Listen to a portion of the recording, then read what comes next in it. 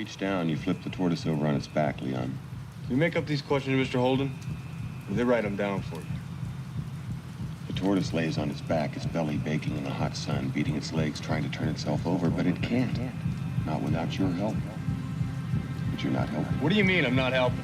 I mean you're not helping. Why is that, Leon? The science fiction author Philip Kindred Dick believes that humans were defined not by our intelligence or our technology, but by our empathy.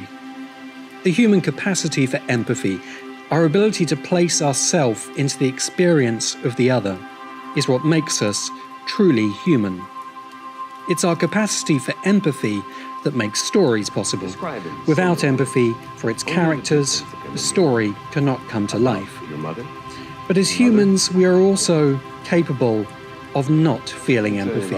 Who we feel empathy for, and crucially, who we choose to exclude from empathy, became the theme of Philip K. Dick's novel, Do Androids Dream of Electric Sheep? The novel that became Blade Runner. To tell android from human, we must have an empathy test. But what if we, the humans, fail the test of empathy? He say you Blade Runner. Tell him I'm eating. Captain Brian? From its title onward, Blade Runner constructs a test of empathy for the audience. The words Blade Runner summon images of the hard-boiled detective, of the gritty outsider hero. But the character we follow through Blade Runner is no hero. Rick Deckard is a slave hunter. Blade Runner's sci-fi noir setting, its immaculate production design and cinematography hypnotize us into ignoring the truth before our eyes. The cyberpunk future of Los Angeles in 2019 is a world built on slavery. Blade Runner is a representation of an America built on slavery that has returned to slavery again. Androids are metaphor for African American slaves. Off-world colonies stand in for American colonies. Every off-worlder, like the early American colonists, is entitled to own slaves. America's first police officers who were explicitly tasked with slave hunting are the Blade Runner. We, the audience, follow Rick Deckard as he hunts and kills his victims. A woman is forced to flee naked through the city, then shot in the back by the police officer who hunts her.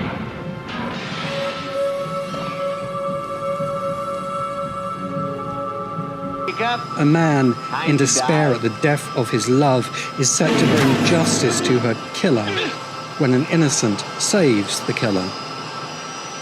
An innocent girl, only a few days old, is coerced into sex by a police officer in exchange for protection. A billionaire who made his fortune from selling lives into slavery is finally confronted by the champion of his victims. I want more life, Father. A 5-year-old girl, raped repeatedly as a pleasure model, is shot through the heart in her final moments of life. With each abuse and murder we watch without empathy, we, the audience, fail the empathy test. Blade Runner exploits the same flaw in human psychology that allows us, in reality, to watch without empathy the abuse, beating, and shooting of others. Othering is the psychological process that allows us to exclude other humans from the circle of our empathy. Humans are story-driven beings. If we are told the hero of the story is the police officer, we can accept almost any abuse against the criminal he hunts. If we are told the hero is human, we can watch the murder of the android. If we are told the hero is male, we can watch the abuse of the female. If we are told the hero is white, we will not question the murder of black. If we are told the hero is us, we will watch with relief the pain and suffering of the other. All of humankind's worst travesties were possible only because of othering. War, genocide, systematic rape, and slavery can only exist if we can other their victims. Blade Runner tests our empathy to show how easily we fail the test.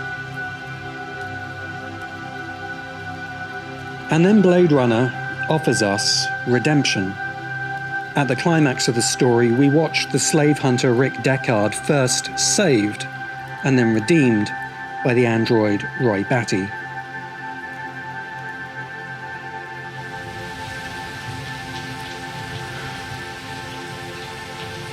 I've seen things you people wouldn't believe.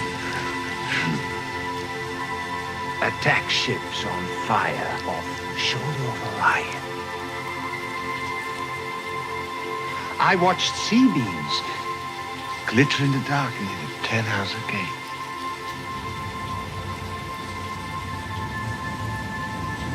All those moments will be lost in time. Like tears in rain. Time to die.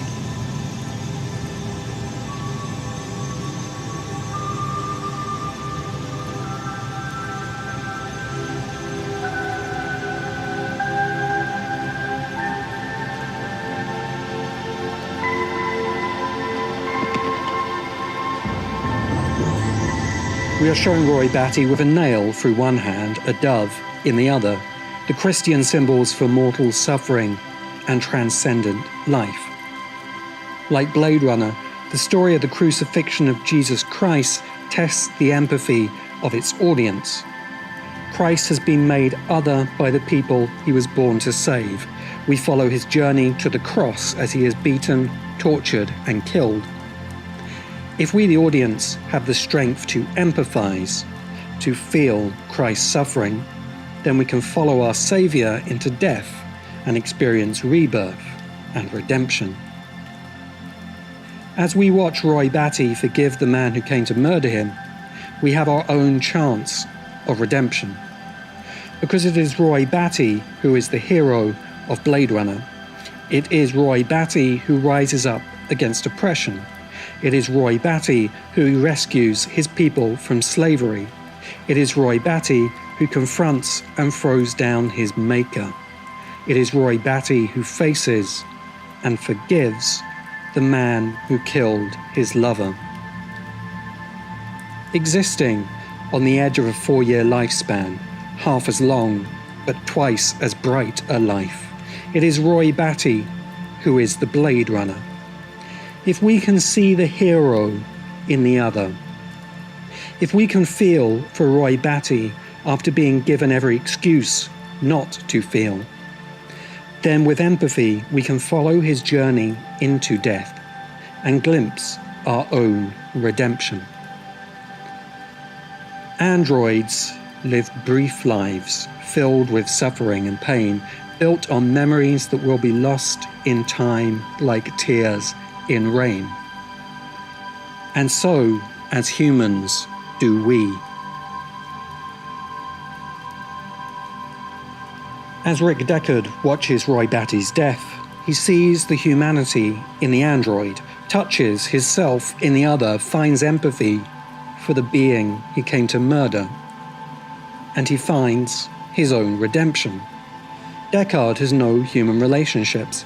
Like all androids, his few memories are based on old photographs. His hard-boiled noir persona is the kind of false identity an android would be given. The office where Deckard is briefed seems to be a set on a soundstage. The inspector who briefs him a bad, cliched actor. The android being tested in the office of its creator is not Rachel, who fails the test, but Deckard, who passes. I'm impressed. How many questions does it usually take to spot?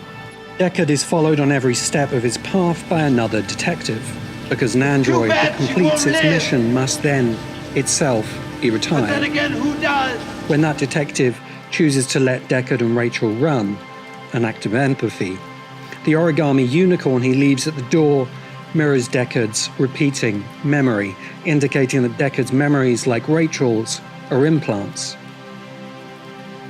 Is Deckard an android? The point of Blade Runner's most famous mystery is that it doesn't matter. Whether Deckard is an android or a human, he will live and then die. All that matters is what he does with the time in between. Deckard can find empathy for the other, and with it his own redemption, or he can live in fear as a slave. Quite an experience to live in fear, isn't it?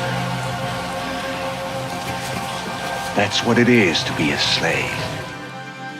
Slavery or freedom, suffering or redemption, fear or empathy. These are the choices that face the characters in Blade Runner. Our choice as humans is nothing less.